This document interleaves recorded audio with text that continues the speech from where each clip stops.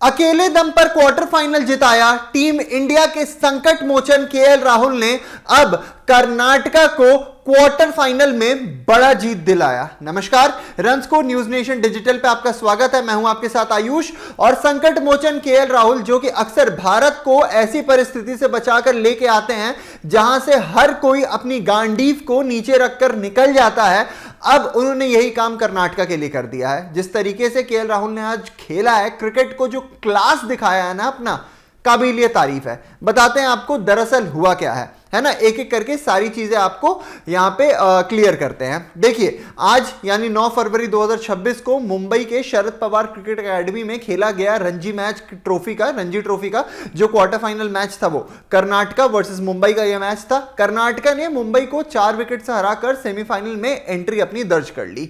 मुंबई ने पहली पारी में बैटिंग करते हुए 120 रन बनाए थे और दूसरी पारी में उन्होंने 377 रन बनाए, जिसमें कर्नाटका कहीं ना कहीं 325 रनों का टारगेट का सामना कर रही थी। चौथी इनिंग्स में कर्नाटका की जो पहली पारी थी वो 173 रनों पर ही सिमट गई थी, लेकिन दूसरी पारी में कमाल लाजवाब राहुल की वो जो बैटिंग थी वो हमें देखने को मिली। इस मैच की जान, इस मैच की शान थे केएल राहुल, जिन्होंने शानदार 130 रन की पारी खेली। 182 गेंदों पर 14 चौके लगाए, एक छक्का भी शुमार था उसमें, और ऐसे अपनी क्लास दिखाकर उन्होंने इस रन चेज को कहीं ना कहीं बहुत आसान बना दिया। ये उनकी 24वीं फर्स्ट क्लास सेंचुरी थी जो कर्नाटका को सेमीफाइनल तक ले गई है। ये पारी सिर्फ रनों की नहीं बल्कि उनके जज्बे की भूख थी, जहां केएल राहुल का साथ दिया स्मरण रविचंद्र ने, जिन्होंने 83 नॉट आउट बनाया, और इन दोनों के बीच एक शानदार 147 रनों की पार्टनरशिप भी हुई, और इस पार्टनरशिप ने मैच को कर्नाटका की झोली में लाकर डाल दिया।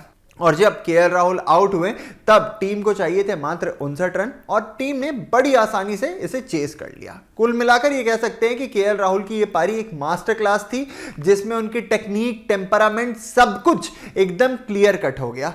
सेमीफाइनल अब कर्नाटका वर्सेस उत्तराखंड का होने वाला है, और केएल राहुल का फॉर्म देखकर यह लग रहा है कि अब ये लंबा चलने वाली है, ना केवल कर्नाटका के लिए बल्कि टीम इंडिया के भी जो टेस्ट क्रिकेट सीजन आएगा कुछ दिनों बाद, उसमें उनको फेवर कर सकता है। इस पारी का महत्व आप इसी चीज से समझ सकते हैं कि केएल राहुल की एक इनिंग्स थी जो कहीं ना कहीं स्टेटमेंट के तौर पर सामने आई, जिसमें उन्होंने गुस्से का इजहार किया। आपको याद है जब आईपीएल के बाद उनसे पूछा गया था कि आप इसके बाद अब क्या चाहते हैं, क्योंकि आईपीएल का सीजन बहुत अच्छा गया था पिछले साल, तो केएल राहुल अपनी तरफ से ये कहते हुए नजर आते हैं कि मैं चाहता हूं कि इंडियन टी20 सेटअप में मैं वापसी करूं, इंडियन टी20 सेटअप में मैं फिर से आऊं, वहां पे आके खेलूं। पर कभी शुभमन गिल को, संजू सैमसन को, ईशान किशन को, अभिषेक शर्मा को, बहुत सारे प्लेयर्स को मौका मिल गया, पर केएल राहुल को मौका नहीं मिला। आईसीसी टी20 वर्ल्ड कप 2026 में भी जो इंडियन स्क्वाड थी उसमें राहुल को जगह नहीं मिली। सूर्य कुमार यादव की कप्तानी वाली टीम में अभिषेक शर्मा, तिलक वर्मा, संजू सैमसन जैसे कई युवा खिलाड़ी हैं, लेकिन एक्सपीरियंस्ड केएल राहुल बाहर थे। शायद वो जो गुस्सा था, निराशा तो बिल्कुल हुई होगी, वो अब राहुल ने रणजी ट्रॉफी में मैदान पर निकाला है। हर शॉट इस चीज को दर्शा रही थी कि उनकी भूख अभी और ज्यादा बाकी है, और वो बार बार सिलेक्टर्स को यही कह रहे हैं कि कोई बात नहीं, मैं हूं ना।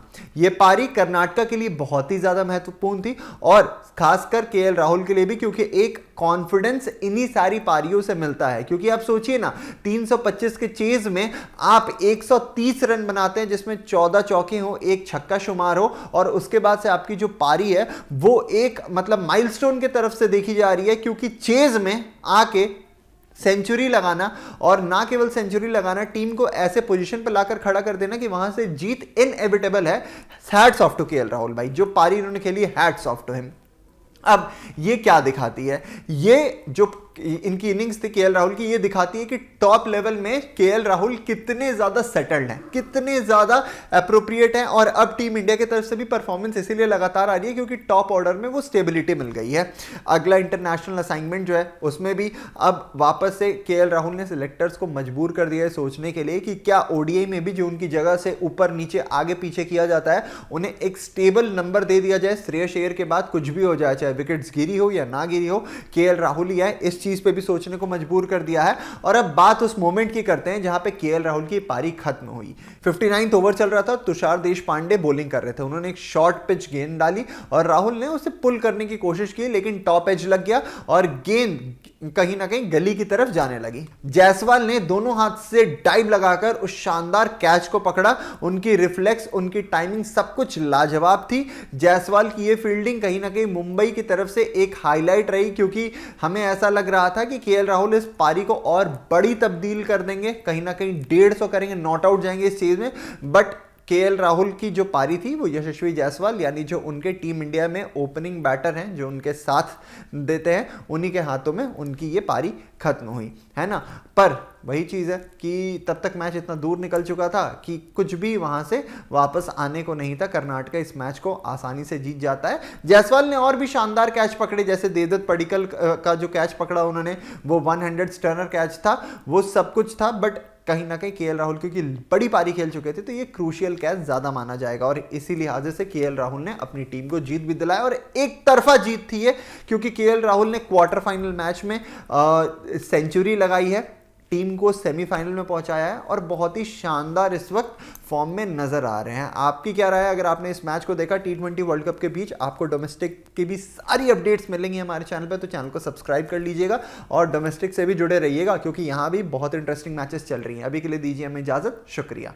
आपके मोबाइल पर तुरंत आएगी ब्रेकिंग न्यूज, स्क्रीन पर सबसे पहले दिखेगी बड़ी खबर, देश दुनिया की हर खबर एक जगह। अब आपके मोबाइल पर तुरंत फटाफट इंस्टॉल कीजिए न्यूज नेशन ऐप और रखिए खुद को अपडेट।